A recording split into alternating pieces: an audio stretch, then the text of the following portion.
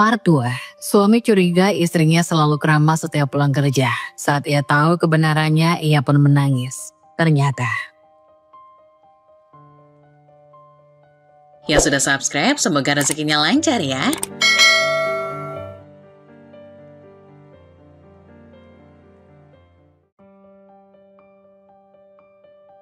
Pagi itu aroma kopi hitam buatan Ani, salah satu karyawan perempuanku, masih menggantung di udara ketika aku melangkah masuk ke toko kecil yang kini menjadi pusat kehidupanku. Toko sepatu ini yang kuberi nama Langkah Baru adalah harapan dan tantangan baru bagiku setelah perjalanan panjang penuh lika-liku sebagai seorang ludah. Baru 3 bulan aku merintis usaha ini di kota besar yang hiruk pikuk dan rasanya tiap pagi selalu menjadi awal perjuangan yang baru. Karyawan-karyawan yang kupekerjakan adalah orang-orang muda dengan semangat tinggi. Ada Ani yang selalu gesit dan ramah menghadapi pelanggan.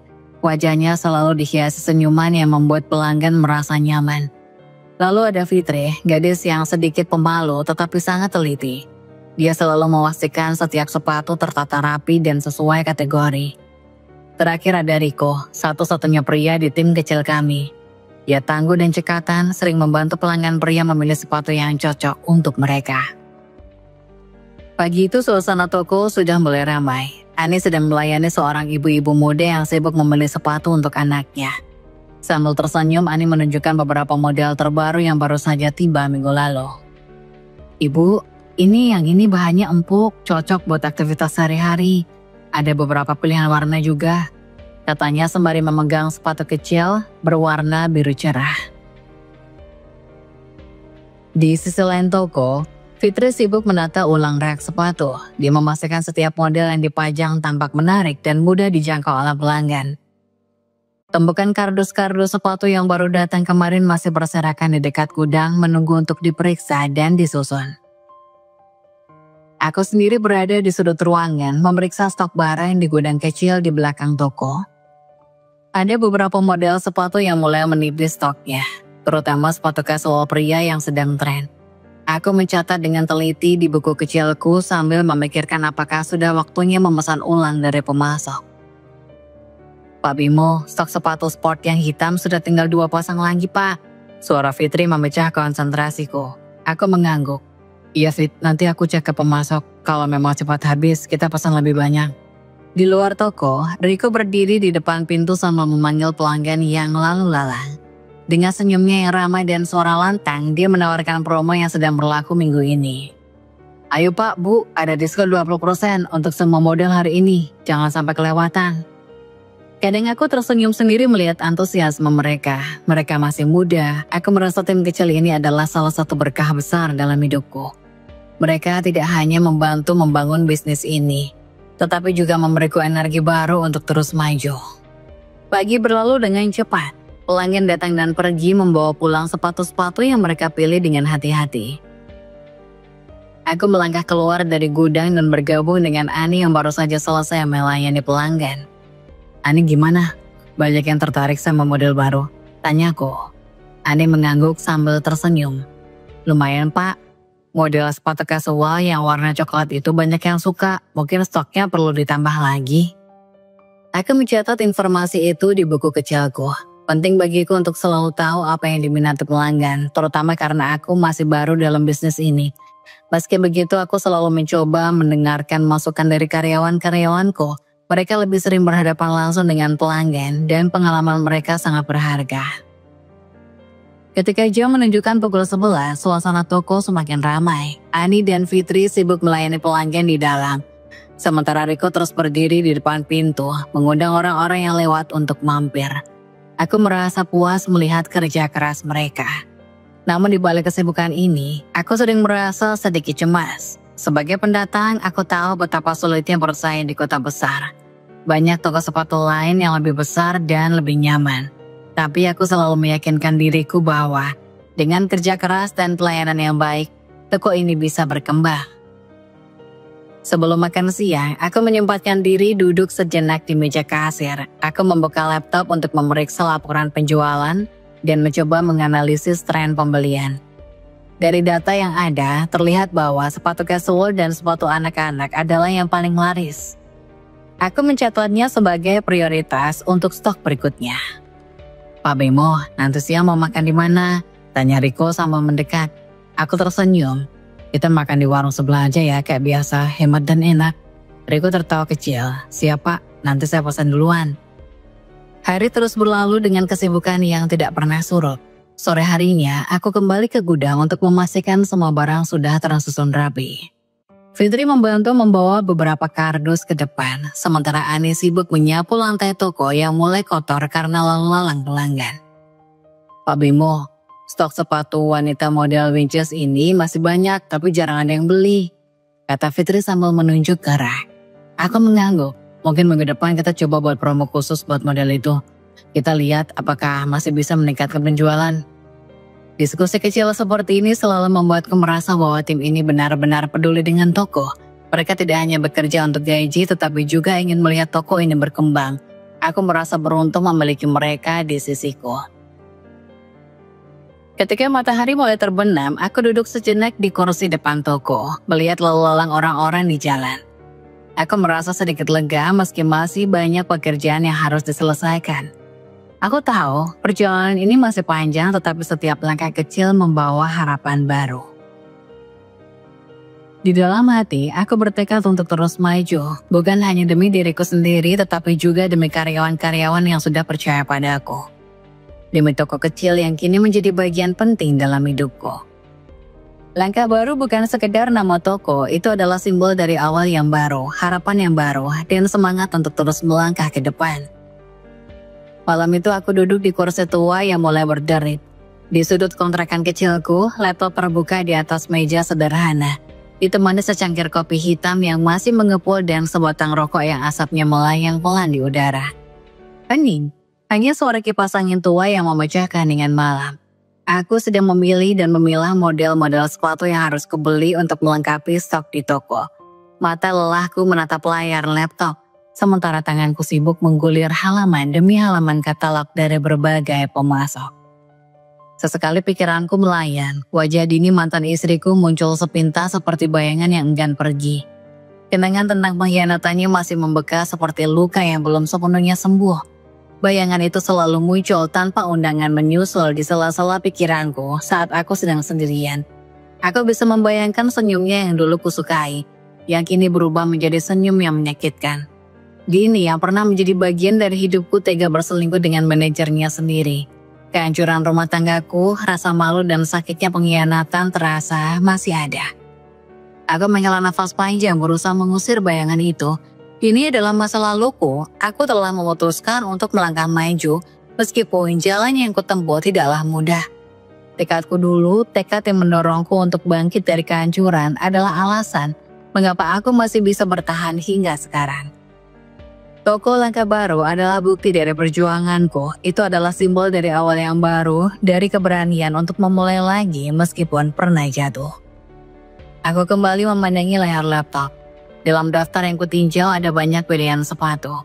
Model casual, formal, hingga sepatu anak-anak. Aku mencatat beberapa model yang menurutku akan diminati pelanggan.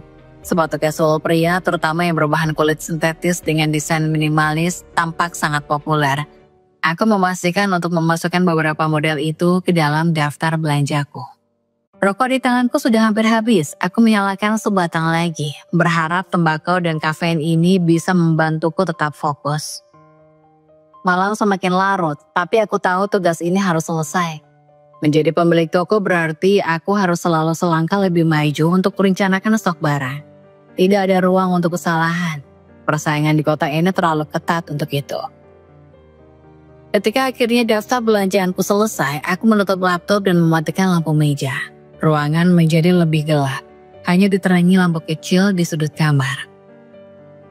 Aku berdiri meregangkan tubuh yang sudah kaku berjam-jam duduk. Kontrakan ini kecil dan sederhana tapi cukup bagiku. Setidaknya ini adalah tempat di mana aku bisa berpikir, merencanakan, dan bermimpi. Aku beranjak tidur di tempat tidur, membaringkan tubuhku di atas kasur yang tidak terlalu empuk. Mata terpejam tapi pikiranku masih bergerak. Esok hari adalah tantangan baru. Aku harus bertemu pemasok, memastikan semua barang yang dipesan tiba tepat waktu.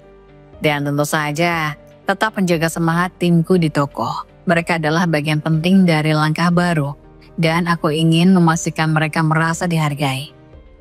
Sebelum tidur, aku membisikkan doa dalam hati, doa untuk kekuatan, masa depan yang lebih baik, dan untuk harapan yang selalu menyala. Hidup memang penuh tantangan, tapi aku tahu selama aku tetap melangkah, akan selalu ada jalan ke depan.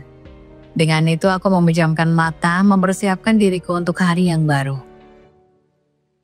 Pagi itu toko terasa sedikit sepi, jam sudah menunjukkan pukul 11 siang. Tetapi baru 5 pembeli yang datang berbelanja sepatu di toko. Padahal biasanya pada jam-jam seperti ini, toko sedang ramai-ramainya. Biasanya antara 10 hingga 15 pembeli bisa kami layani dalam waktu itu. Namun entah kenapa hari ini terasa berbeda. Ani yang duduk di dekat meja kasir menghela nafas panjang. Pak Bimo, kenapa ya hari ini sepi banget? Biasanya enggak nih. Aku mengangguk sambil melirik keluar toko. Jalanan pun tampak lebih lenggang dari biasanya. Mungkin lagi ada acara di tempat lain atau orang-orang masih sibuk kantor. Jawabku mencoba menenangkan. Fitri yang sedang menetar rak sepatu ikut bersuara.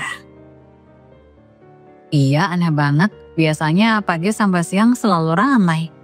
Rasanya kayak ada yang kurang hari ini. Untuk mengisi waktu luang, kami memutuskan untuk membersihkan rak sepatu di bagian toko yang lain. Ani dan Fitri mulai menyusun ulang beberapa model sepatu. Sementara aku mengecek kembali daftar stok di laptop. Sesekali kami berbincang untuk mengusir rasa bosan. Fit, kayaknya kamu makin dekat sama Riko deh. Ujar Ani tiba-tiba sambil tersenyum jahil. Fitri yang sedang memegang sepatu langsung salah tingkah. Enggak kok kak, kita cuma teman kerja biasa. Katanya sambil berusaha mengelak meskipun wajahnya mulai memerah. Aku yang mendengar percakapan itu ikut tersenyum. Satu toko gak boleh pacaran loh, kataku setengah bercanda. Ani langsung menimbali dengan nada serius. Iya pak, kalau pacaran di tempat kerja nanti kinerjanya bisa terganggu. Gak fokus kerja malah fokus yang lain. Fitri langsung terdiam dan melamun sejenak. Mungkin takut ucapanku tadi benar-benar serius. Melihat reaksinya aku tidak bisa menahan tawa. Santai Fit, aku cuma bercanda. Kalau kalian memang saling suka ya gak apa-apa. Yang penting tetap profesional dan fokus kerja. Ani ikut tertawa. Lihat tuh Fitri, mudah banget dibercandain. Mukanya langsung tegang. Fitri hanya tersenyum malu-malu sambil kembali fokus menyusun sepatu. Suasana di toko perlahan menjadi lebih santai. Candaan kecil seperti ini ternyata cukup efektif untuk mengusir kejenuhan kami di tengah hari yang sepi. Meskipun tidak banyak pelanggan yang datang, aku merasa senang bisa menjaga semangat ini tetap tinggi. Ketika jarum jam mendekati angka 12, aku mulai berpikir untuk mencoba strategi baru agar lebih menarik banyak pelanggan. Tapi untuk saat ini aku memutuskan untuk menikmati momen santai bersama timku. Kebersamaan seperti ini adalah hal yang paling berharga. Waktu menunjukkan pukul 2 siang dan akhirnya pelanggan mulai berdatangan. Beberapa ibu-ibu muda membawa anak-anak mereka yang berlari ke sana kemari di dalam toko. Ani dan Fitri segera bersiap di posisi masing-masing untuk melayani. Aku juga turun tangan membantu seorang bapak yang mencari sepatu formal untuk pekerjaannya. Pak, sepatu model ini cocok buat acara formal. Bahannya kuat dan nyaman, kataku sambil menunjuk ke salah satu model terbaru. Bapak itu mencoba sepasang sepatu tersenyum puas, lalu membawanya ke kasir. Sementara itu Ani sibuk membantu seorang ibu yang sedang membeli sepatu untuk anaknya. Bu, sepatu ini empuk dan ringan, cocok buat aktivitas sehari-hari, katanya sambil menunjukkan model sepatu anak yang berwarna cerah. Suasana toko perlahan kembali ramai, aku merasa lega melihat pelanggan mulai berdatangan. Mungkin tadi pagi hanya kebetulan sepi, pikirku. Dalam hati aku bertekad untuk terus mencari cara meningkatkan jumlah pelanggan terutama di jam-jam sepi seperti tadi pagi. Saat sudah tiba, Riko kembali ke toko setelah menyelesaikan tugasnya membeli barang. Ia membawa kardus-kardus kecil yang berisi aksesoris tambahan untuk sepatu.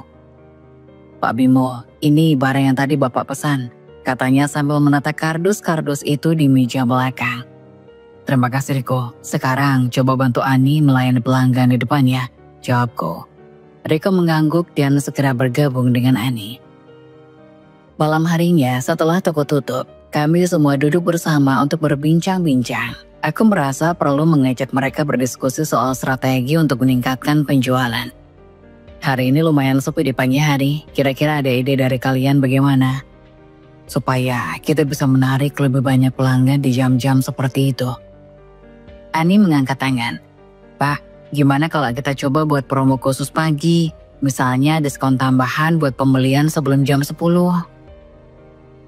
Aku mengangguk, merasa itu ide yang cukup bagus. Itu ide yang menarik, Ani. Kita bisa coba promosikan melalui media sosial dan spanduk kecil depan toko. Nanti aku coba atur desainnya, jawabku. Fitri juga menyahut. Pak, mungkin kita bisa kerjasama dengan tempat makan di sekitar. Misalnya pembeli yang belanja di pagi hari bisa dapat voucher diskon di warung sebelah. Aku ngangguk lagi.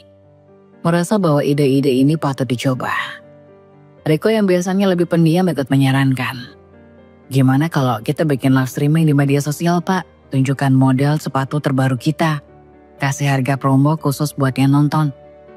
Aku tersenyum lebar, merasa bangga dengan semangat mereka untuk berinovasi. Setelah diskusi selesai, aku meminta mereka pulang lebih awal agar bisa beristirahat. Aku sendiri duduk sejenak di kursi toko, merenungkan rencana-rencana baru yang sudah kami buat.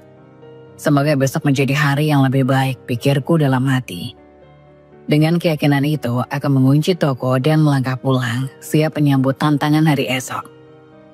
Pagi itu seperti biasa aku datang lebih awal ke toko. Aku memastikan semua persiapan untuk membuka toko sudah siap. Rak-rak sepatu tersusun rapi, lantai bersih, dan daftar barang yang akan dipajang sudah lengkap. Sambil mengecek beberapa hal terakhir, aku mendengar tawa kecil dari sudut toko. Kulihat Riko dan Fitri sedang bercanda meski Riko terlihat sedikit canggung dan berusaha cuek. Fitri di sisi lain tampak menikmati situasi dengan senyum yang sulit disembunyikan. Riko, Fitri, pagi-pagi udah mesra aja, kataku sambil melangkah ke arah mereka. Mereka langsung terdiam dan Riko hanya bisa menggaruk kepalanya dengan wajah malu. Ah, enggak Pak, cuma ngobrol aja biasa. Kila Fitri dengan cepat, wajahnya mulai memerah. Ani yang sedang merapikan meja kasir ikut menimpali. Pak, mereka itu cuma belum berani ngaku, padahal dari bahasa tubuhnya kan jelas banget. Aku tertawa kecil melihat reaksi mereka berdua. Tenang aja, santai, yang penting jangan sampai lupa kerja ya, kataku sambil melempar senyum. Melihat suasana mulai mencair, Ani tiba-tiba mendekatiku dengan nada suara berbeda. Pak Bimo, ngomong-ngomong soal hubungan, Bapak sendiri kapan nyari pasangan lagi? Masa sendirian terus? Pertanyaan ini seperti petir di pagi yang cerah. Aku terdiam sejenak. Rasanya seperti waktu berhenti, dadaku terasa sesak. Bayangan tentang Dini mantan istriku kembali menghantui. Meski sudah lama berlalu, sakit hatinya masih sama. Bagaikan bom waktu, rasa perih itu bisa meledak kapan saja, termasuk saat pembicaraan seperti ini. Aku berusaha tetap tenang dan tidak menunjukkan perasaanku kepada mereka. Ani, kamu tahu nggak? Mencari pasangan itu nggak semudah cari sepatu. Jawabku sambil tertawa kecil mencoba mengalihkan suasana.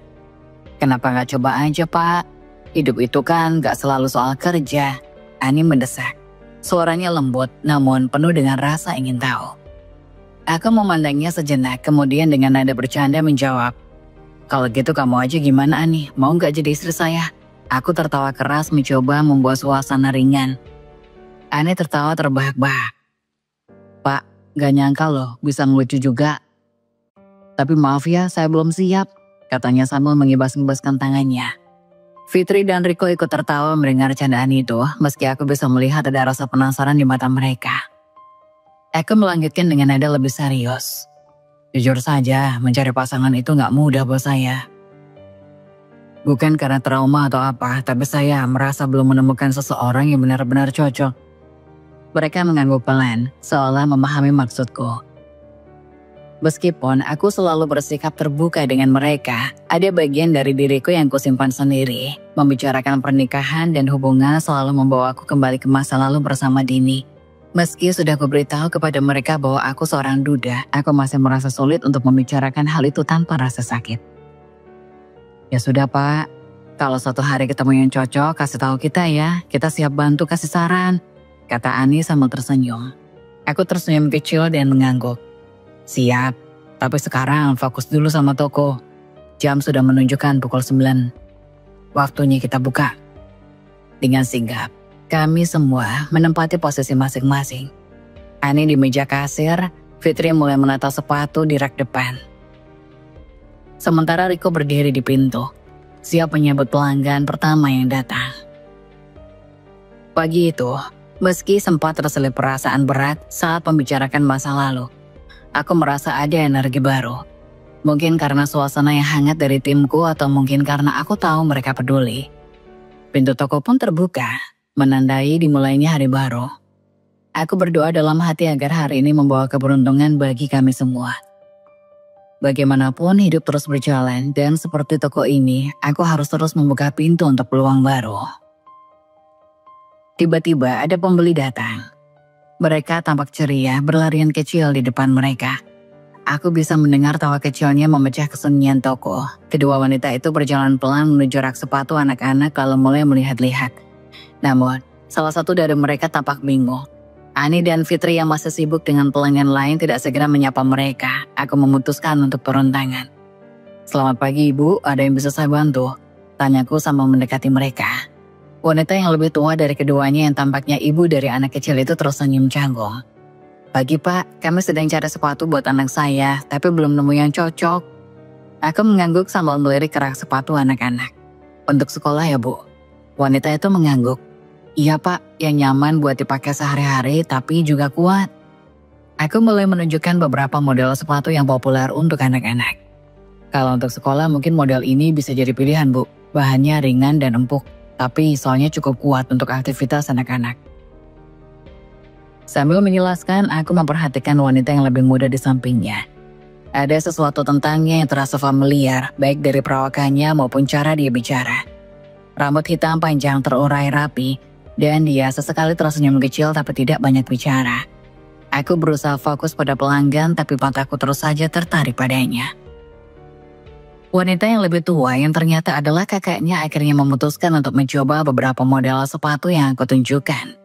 Dia memanggil anaknya untuk mencoba sepatu-sepatu itu, sementara aku membantu memastikan ukuran yang pas. Selama proses itu, aku mencoba untuk tidak terlalu mencuri pandang pada adiknya, tetapi sulit rasanya. Ada sesuatu yang mengingatkanku pada seseorang. Ketika mereka selesai membeli sepatu, aku mengantar mereka ke kasir. Wanita muda itu akhirnya berbicara. "Terima kasih ya Pak, pelayanannya ramah sekali." Aku hanya tersenyum, merasa sedikit gugup tapi tetap berusaha profesional. "Sama-sama Bu, semoga sepatunya nyaman buat anaknya. Kalau ada kebutuhan lain, silakan mampir lagi." Mereka pun keluar dari toko dan aku masih saja memandangi punggung mereka hingga menghilang di kejauhan. Aku tidak sadar kalau Fitri sudah berdiri di belakangku. "Pak Bimo, tadi itu kenapa sih kok kayaknya ngeliatinnya beda banget?" Tanyanya sambil menyeringai. Aku langsung tersentak. Enggak kok, cuma ya mereka pelanggan biasa saja," jawabku mencoba mengelak. Namun Fitri tidak mudah menyerah. "Iya pelanggan biasa yang dipandangi kayak lagi lihat mantan. Ngaku aja Pak, Bapak kenal ya sama yang muda tadi." Ani yang baru selesai melayani pelanggan lain ikut mendekat. Ada gosip apa nih? Siapa yang dilihatin Pak Bimo?" Fitri dengan semangat langsung menceritakan apa yang dilihatnya tadi. Ani mendengarkan dengan penuh semangat. Dia ikut meledek.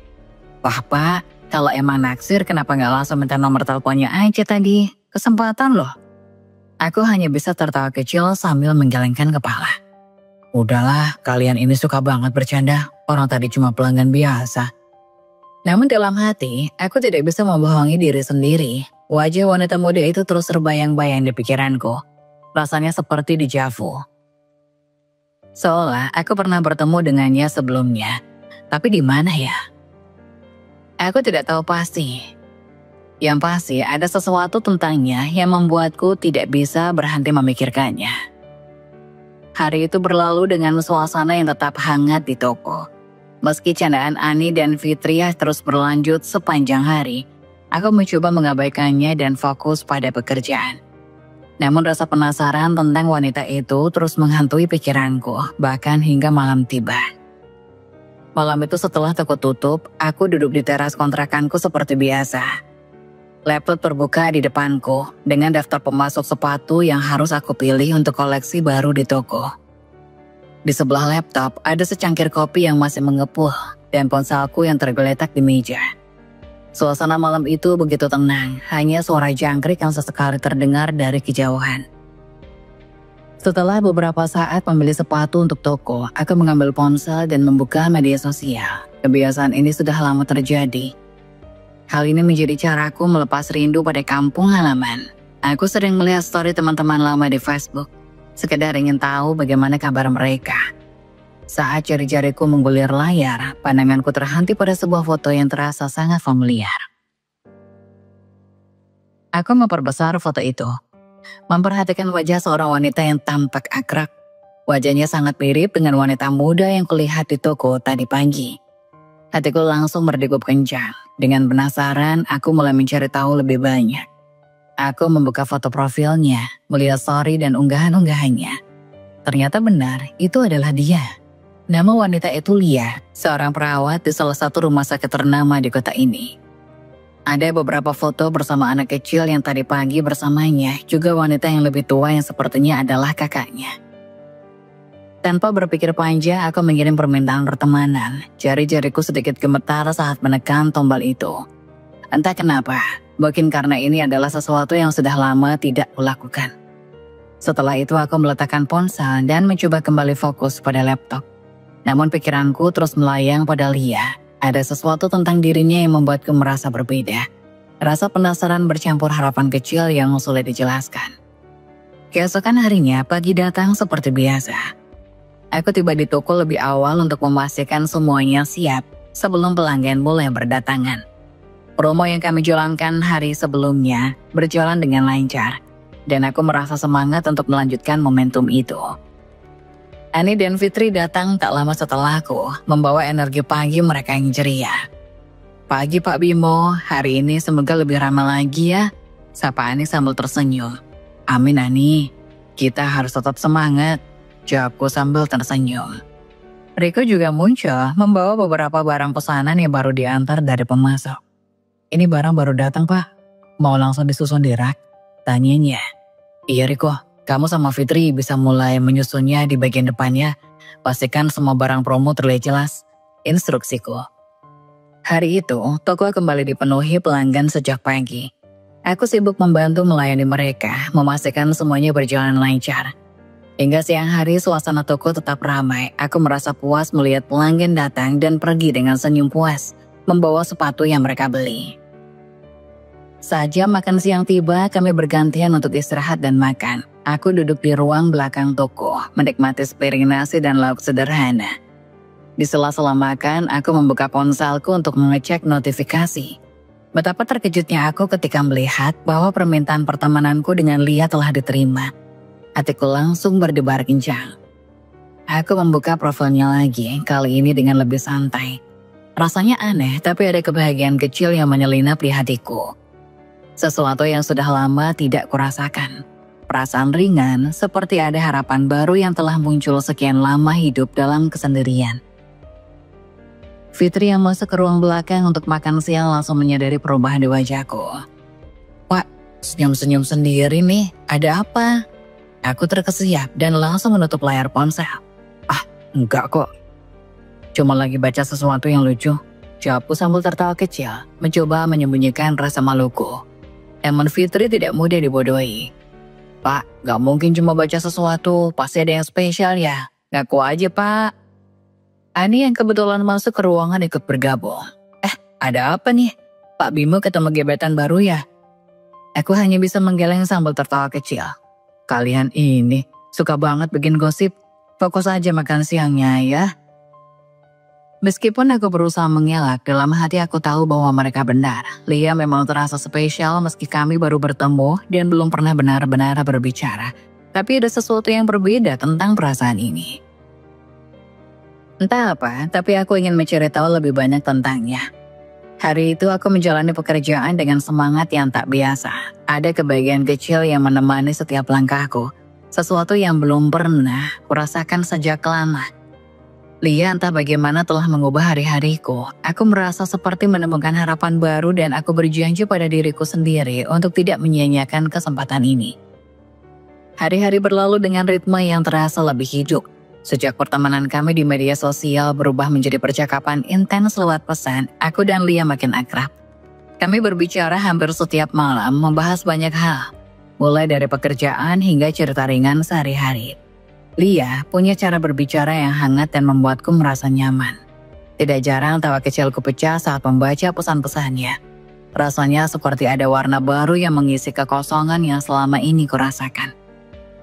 Suatu malam, setelah beberapa minggu berbicara lewat pesan, Lia mengirim pesan. "Bimo, apa aku boleh punya nomor teleponmu? Rasanya akan lebih mudah kalau kita bicara langsung."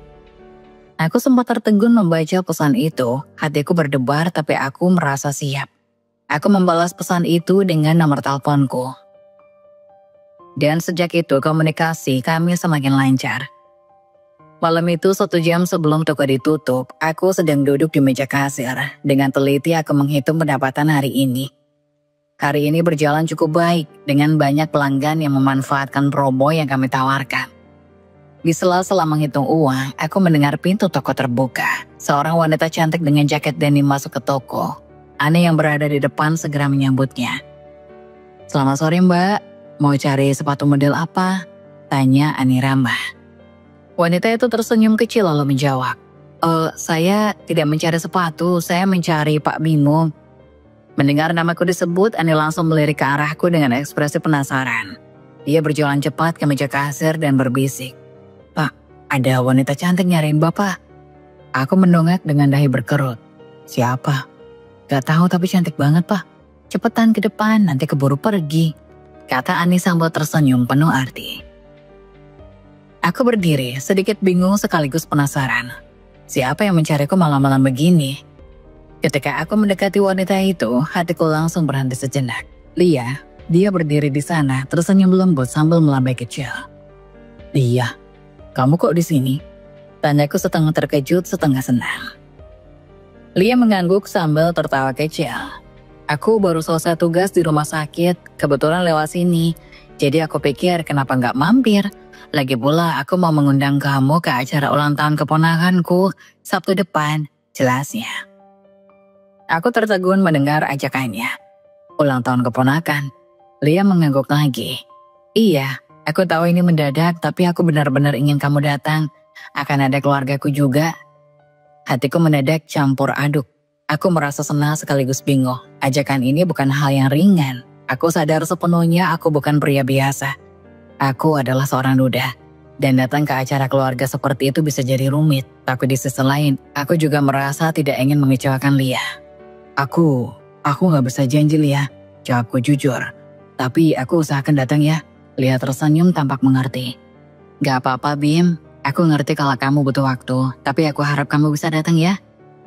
Setelah itu Lia berpamitan dan melangkah keluar toko. Aku menatapnya pergi, masih merasa sedikit bingung dengan perasaan yang berputar di kepalaku. Baru beberapa langkah menuju meja kasir, Fitri dan Ani langsung menyambutku dengan tatapan penuh arti. Wah, Pak Bimo, siapa tadi? Kok cantik banget?" tanya Ani sambil menyeringai lebar. Fitri menambahkan, "Iya Pak, sampai bawa undangan segala, serius banget nih." Aku hanya bisa menghela nafas sambil menggelengkan kepala. "Kalian ini terlalu banyak nonton drama. Sudah, tutup toko ya, sudah hampir jam 7. Ujarku mencoba mengalihkan perhatian mereka. Tapi ledekan mereka tidak berhenti sepanjang sisa waktu kami menutup toko. Aku hanya bisa tersenyum kecil, meski di dalam hati pikiranku terus melayang pada Lia. Sabtu depan jika aku benar-benar datang, aku tahu itu akan menjadi awal dari sesuatu yang lebih besar dalam hidupku. Dan aku tidak yakin apakah aku siap untuk itu. Tapi satu hal yang pasti, Lia telah membawa harapan baru yang sudah lama hilang dalam hidupku. Malam itu aku duduk di sofa tua di depan TV yang menyala tanpa benar-benar kutonton. Laptop tergeletak di meja, tapi aku lebih asik dengan ponsel di tanganku. Jari-jariku sibuk mengetik pesan untuk Lia, wanita yang perlahan mengisi ruang kosong dalam hatiku. Percakapan kami mengalir seperti aliran sungai, ringan tapi penuh kehangatan. Lia memiliki cara bicara yang sederhana tapi menyenangkan, membuatku merasa selalu ingin tahu lebih banyak tentangnya. Aku bertanya padanya, bagaimana kerja di rumah sakit Lia? Lancar. Pesannya masuk beberapa detik kemudian. Biasa aja sih mas, tapi sekarang ada atasan pindahan dari rumah sakit lain yang agak nyebelin. Aku mengurutkan dahi. Nyebelin gimana? Lia mengetik cukup lama. Sebelum akhirnya pesan itu muncul. Dia itu suka galak banget mas.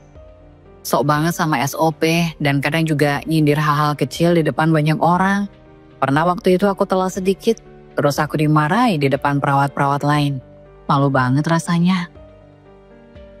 Aku tersenyum kecil meski dalam hati sedikit merasa kesal mendengar cerita itu. Ya mungkin dia cuma pengen disiplin ya. Jangan diambil hati ya. Sekarang coba diperbaiki lagi biar gak telat dan gak kena omel. Balasku sambil menambahkan emoji ketawa. Pesan balasannya masuk dengan cepat. Iya sih mas, tapi ya tetap aja, kadang nyebelin. Kalau mas gimana? Toko sepatu gimana? Lancar-lancar aja. Aku menjawab dengan jujur. Alhamdulillah semuanya baik-baik aja. Meskipun ada masalah ramai dan sepi, itu udah resiko usaha. Yang penting sabar dan terus ulet. Untuk karyawan mereka juga baik, sudah kuanggap seperti keluarga. Tapi tetap profesional dalam kerja. Lia membalas dengan nada bercanda. Enak banget ya kerja sama Mas Bimo, kayaknya gak ada tekanan. Aku hanya membalas dengan emoji senyum, tapi dalam hati aku merasa sesuatu yang berbeda. Seperti ada kenyamanan yang lama hilang tapi kini kembali. Lia adalah sandaran baru untuk hati dan pikiranku. Percakapan kami meski sederhana terasa seperti pelipur lara untuk setiap beban yang kadang tak tahu harus kuceritakan pada siapa. Hari-hari berganti dan percakapan kami semakin intens. Lia bukan hanya menjadi teman bicara tapi juga seseorang yang selalu kutunggu pesannya. Malam-malam panjang yang dulu sering terasa sunyi, kini terasa lebih hangat dengan kehadirannya di layar ponselku. Bahkan aku mulai memperhatikan perubahan kecil pada diriku sendiri. Senyuman yang lebih sering muncul, pikiran yang lebih ringan, dan perasaan rindu yang sulit dijelaskan. Suatu malam saat aku duduk di meja kerja di kontrakan, Lia mengirim pesan. Mas, kalau suatu hari aku datang lagi ke toko, kira-kira bakal bikin heboh nggak? Aku tertawa kecil membaca pesannya. Mungkin bakal bikin heboh, karyawan di toko suka usil, apalagi kalau tahu kamu datang buat nyari aku. Masa sih? Mereka baik-baik kok waktu itu, kayaknya nggak mungkin usil. Balasnya dengan emoji tertawa. Aku mengetik cepat. Baik di depan kamu aja. Kalau aku, mereka sering banget ledek. Apalagi soal kamu. Aku menambahkan emoji mata melirik mencoba bercanda. Lia hanya membalas dengan emoji pipi merah dan aku tersenyum lebar. Malam itu, aku duduk di sofa dengan ponsel di tangan, asik berbincang dengan Lia. Tawa kecilku sesekali pecah membaca pesan-pesan recehnya. Lia adalah sosok yang ceria dan percakapan dengannya selalu berhasil membuatku melupakan segala beban. Malam yang sederhana itu terasa begitu indah sampai tiba-tiba ponselku bergetar. Sebuah panggilan masuk dengan nomor yang tidak dikenal muncul di layar. Aku terdiam sejenak. Ragu untuk mengangkatnya, tapi rasa penasaran mengalahkan segalanya. Aku berpikir mungkin saja ini panggilan penting yang tak boleh kuabaikan. Aku pun menekan tombol hijau dan mendekatkan ponsel ke telingaku. Halo, siapa ini? Tanyaku dengan nada datar. Suara di seberang sana terdengar agak pelan tapi cukup jelas untuk membuatku tertegun. Halo, ini Mas Bimo. Ada kejanggalan dalam suara itu, sesuatu yang familiar tapi samar di ingatanku. Aku mencoba menjawab dengan sopan. Ya, saya Bimo, ini siapa ya? Kemudian jawaban yang kudengar bagaikan petir yang menyambar di malam yang tenang.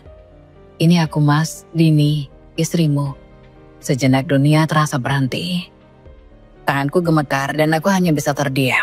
Nama itu, suara itu, memutar ulang ingatan masa lalu yang selama ini berusaha kulupakan. Kenapa sekarang? Kenapa saat kehidupanku mulai berwarna lagi dengan Lia? Aku menghela nafas panjang mencoba menenangkan diri sebelum akhirnya berkata, ada apa kamu menghubungiku? Hubungan kita sudah selesai. Aku tidak mau ada urusan lagi dengan wanita seperti kamu. Dini terdiam sejenak, suaranya terdengar gemetar ketika akhirnya menjawab. Maaf mas kalau aku mengganggu. Aku dapat nomor ini dari Rizky teman kerjamu dulu. Aku cuma ingin menyampaikan sesuatu. Ibu sudah meninggal 3 hari yang lalu. Kata-katanya menusuk dadaku. Mertua yang dulu sering membuatku jengkel dengan sikapnya yang rewel ternyata kini telah tiada. Meskipun begitu aku tetap menganggapnya seperti ibuku sendiri. Tanpa sadar air mata mengalir dari mataku. Aku mengusap wajahku dengan tangan gemetar. Innalillahi wa inna ilaihi raji'un. Kataku pelan, suara serak menahan emosi. Kenapa baru ngabari sekarang? Dini melanjutkan dengan suara lirih. Aku bingung mas. Setelah apa yang terjadi aku tidak tahu bagaimana harus menghubungimu. Tapi sebelum meninggal ibu berpesan agar aku menemuimu dan minta maaf. Dia bilang aku harus menebus kesalahanku.